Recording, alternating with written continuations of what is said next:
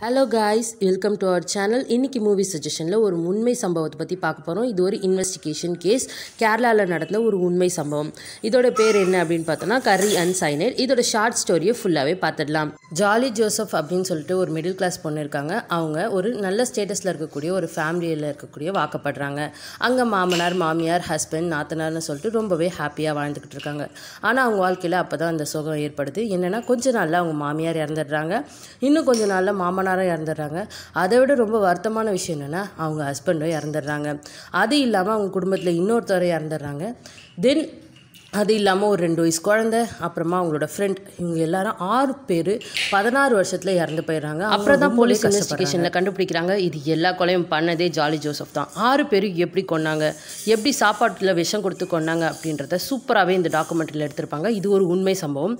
ஃப்ரீயாக இருந்தால் கண்டிப்பாக மஸ்ட் வாட்ச் பண்ண வேண்டிய மூவி இது அப்படின்னு சொல்லலாம்.